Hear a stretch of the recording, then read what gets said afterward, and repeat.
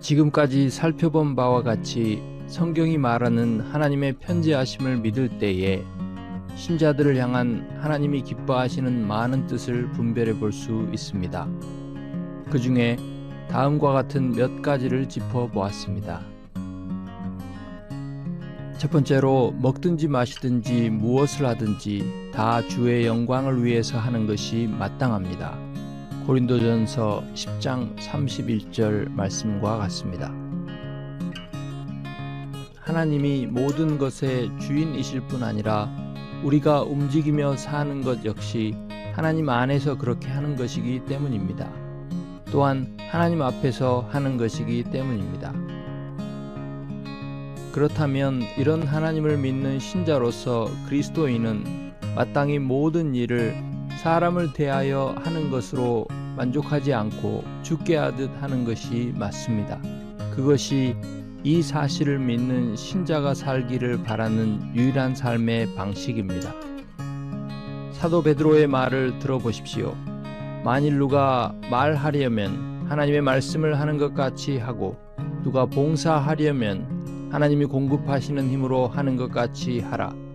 이는 범사에 예수 그리스도로 말미암아 하나님이 영광을 받으시게 하려 함이니. 아멘. 하나님을 영화롭게 하기를 원하십니까? 그렇게 하기 위하여 도와주시라고 기도하십니까? 여기 하나님께서 어떻게 영광을 받으실지를 말씀하십니다. 우리가 말할 때에 하나님의 말씀을 하는 것처럼 말하고, 우리가 섬길 때에 하나님이 공급하시는 힘으로 하는 것처럼 예수 그리스도 안에서 하라고 하십니다. 범사에 그렇게 하라고 하십니다. 그럴 때에 영광을 받으신다고 하십니다. 두 번째로, 그리스도로 말미암아 하나님의 자녀된 신자들은 하나님의 편지하심에 큰 안전과 평안을 누리는 것이 마땅합니다. 그리스도 안에서 하나님과 화해될 뿐 아니라 자녀된 신자들을 하나님은 눈동자같이 보호하시고 언제 어디서나 그렇게 하십니다. 하나님의 편지하심과 전능하신 능력과 권세가 자녀들을 위해 역사합니다. 졸지도 않으시고 주무시지도 않으시고 그렇게 역사합니다. 어디서나 언제나 그렇게 역사합니다. 육신의 해와 어려움을 당할 수 있습니다. 관계의 단절과 오해를 받을 수 있습니다. 불의한 손해를 당할 수도 있습니다.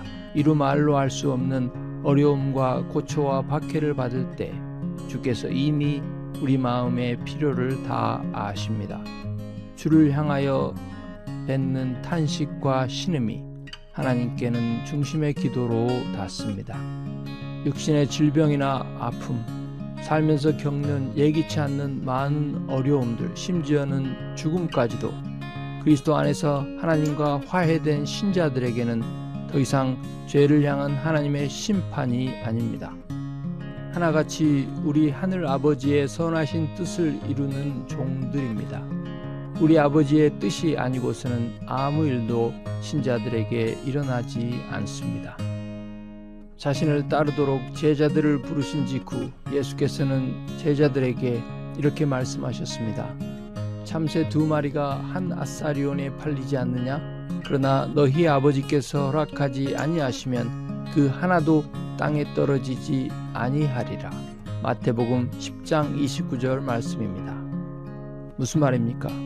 하나님의 편지하심과 주권, 예수 그리스도 안에 있는 하늘 아버지의 완전하신 돌보심을 믿고 의지하지 않으면 어느 누구도 예수님 때문에 예수를 위하여 예수를 쫓을 수 없습니다. 자기 자신을 위하여 예수를 쫓을 수는 있을지언정 하나님의 영광을 위하여 예수의 뜻을 기뻐하며 따라갈 수는 없는 것입니다. 역사를 돌아보면 역병이 돌거나 사변이 일어났을 때마다 오히려 경건한 신자들이 불신자들보다 더 많은 어려움과 고통과 죽임을 당했습니다. 하나님을 잘 믿으면 잘 된다는 말은 거짓말입니다. 성경은 오히려 그 반대로 말합니다. 교회사가 그것을 증거합니다. 믿는 신자가 고통을 당하면 사람들의 눈에는 믿어도 소용이 없는 것처럼 보일지 모릅니다. 심지어 당사자도 자주 그런 유혹에, 그런 생각에 빠질 수도 있습니다. 하지만 궁극적으로 신자 자신과 하나님의 눈에는 그렇지 않습니다. 그의 경건한 자들의 죽음은 여호와께서 보시기에 귀중한 것이로다. 시편 116편 15절 말씀입니다. 조상들의 망령된 행실에서 예수의 피로 구속된 신자는 이제 사나 죽으나 주를 위해 삽니다. 사나 죽으나 주 안에 있습니다. 예수의 피로 값주고 산 신자는 더 이상 자기 자신의 것이 아니고 예수 그리스도 안에서 하나님 아버지의 소유가 되었기 때문입니다. 너희가 대속함을 받은 것은 은이나 금같이 없어질 것으로 된 것이 아니요 오직 흠 없고 점 없는 어린 양 같은 그리스도의 보배로운 피로 된 것이니라. 베드로전서 1장 18절 19절 말씀입니다. 이 얼마나 큰 자유입니까? 이 얼마나 놀라운 특권과 능력입니까? 이 얼마나 놀라운 안전입니까? 우리가 살아도 주를 위하여 살고 죽어도 주를 위하여 죽나니 그러므로 사나 죽으나 우리가 주의 것이로다. 로마서 14장 8절입니다. 세 번째로 예수 그리스도의 대속의 십자가와 의의 부활로 말미암아 하나님의 자녀된 신자는 사랑과 기쁨, 감사와 소망, 두려움과 떨림으로 이 세상을 살아갑니다. 하나님께서 신자들 안에서 그렇게 구원을 이루어 가십니다. 십자가에서 물과 피를 흘리사 죄인들로 하여금 값없이 구원을 받고 하나님의 자녀가 되도록 하신 예수 그리스도의 복음에 합당한 삶을 삽니다.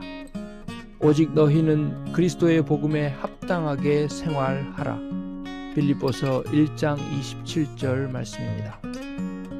선한 일에 힘쓰도록 하나님이 자신을 죄에서 구속하사 친백성 삼으신 것을 알기 때문입니다. 자신의 행실은 물론 생각과 가장 깊은 곳에 그 무엇조차 하나님 아버지 앞에 다 드러나는 것을 알고 그 사실을 믿기 때문입니다. 이 말이 미쁘도다. 원하건대 너는 이 여러 것에 대하여 굳세게 말하라. 이는 하나님을 믿는 자들로 하여금 조심하여 선한 일을 힘쓰게 하려 함이라. 디도서 3장 8절입니다. 네 번째로 하나님의 편재하심과 그의 빈틈없는 주권을 믿고 의지하는 신자들은 항상 기뻐하고 범사에 감사합니다. 그렇게 삶을 살아갈수록 그 기쁨과 감사가 더해가고 깊어집니다.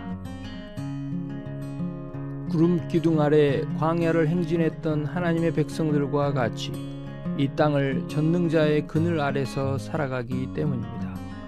어려운 일을 당할 때 사람들의 눈에는 먹구름이 드리운 것처럼 보일지라도 그것은 다름 아닌 하늘 아버지의 구름 기둥임을 알기 때문입니다. 그의 오른팔이 항상 함께하는 것을 알기 때문입니다. 무엇보다 그리스도 안에 있는 하나님의 화목된 임재가 함께하되 하늘의 모든 복락으로 자신과 함께하는 것을 알기 때문입니다.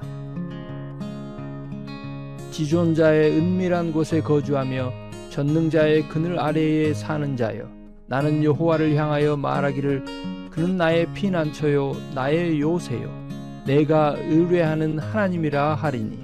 시편 91편 1절 2절 말씀입니다. 또한 모든 일을 통해 내 삶에서 일어나는 일들뿐 아니라 이 세상과 온 우주에 일어나는 모든 일을 통해 기어이 나를 독생자의 충만한 데까지 자라게 하실 것을 알기 때문입니다. 독생자도 아끼지 않고 내어주신 하나님이시기에 그 일을 위해서는 나의 죄마저도 허비되지 않도록 하실 것을 알기 때문입니다.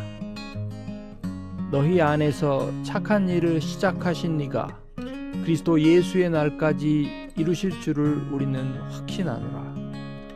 빌립보서 1장 6절입니다. 마지막으로 그럼에도 불구하고 알면서도 자신의 죄에서 돌이키지 않고 하나님의 편재하심 앞에서 은밀하게 행할 수 있는 것처럼 자신의 소욕을 쫓아 사는 죄인들은 두려워해야 합니다. 알고도 죄에서 돌이키지 않는 이들의 멸망이 이미 정해졌기 때문입니다. 회개치 않는 자들이 당할 멸망의 확실함은 지속적으로 먹고 마시는 죄에서는 물론 그 죄에서 돌이키지 않는 마음 상태를 통해 분명히 드러납니다. 하지만 이 사실을 듣고 지금이라도 돌이킨다면 이전까지의 삶이 어떠하든 그 사람은 이 멸망과는 상관이 없는 사람이고 또 그런 사람이라는 것을 드러내고 있습니다. 하나님의 계시인 성경에 따르면 코로나 바이러스보다 더 무서운 역병이 있습니다. 그것은 바로 회개치 않는 마음입니다. 코로나 바이러스는 기껏해야 첫 번째 사망을 가져올 뿐이지만 회개치 않는 마음의 역병은 두 번째 사망에까지 이르게 하기 때문입니다. 코로나 바이러스보다 더 무서운 역병은 다름 아닌 믿지 않는 마음입니다. 돌이키지 않는 마음입니다. 코로나 바이러스에 걸리지 않기 위해 우리가 전방위적으로 힘쓰고 애쓰는 모습을 좀 보십시오.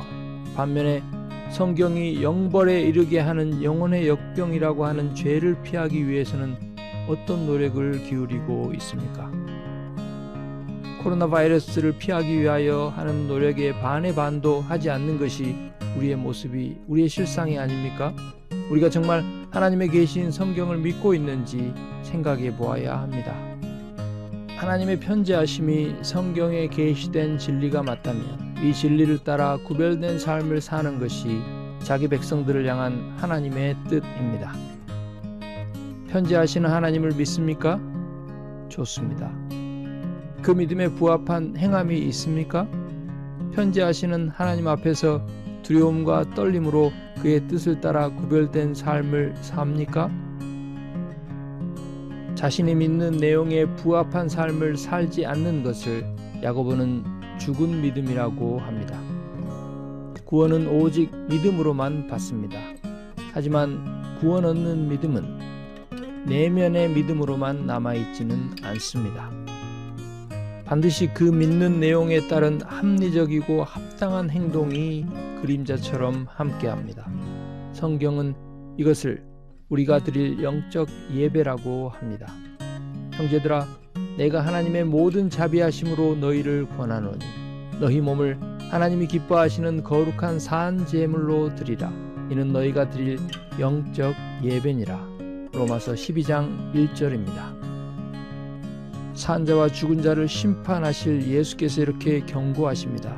몸은 죽여도 영혼은 능히 죽이지 못하는 자들을 두려워하지 말고 오직 몸과 영혼을 능히 지옥에 멸하실 수 있는 이를 두려워하라. 마태복음 10장 28절입니다. 편지하시는 하나님께서 예수의 복음으로 더 많은 죄인들의 아버지가 되시고 자녀들에게는 믿음으로 진리 안에서 주와 동행하게 하시기를 기도합니다.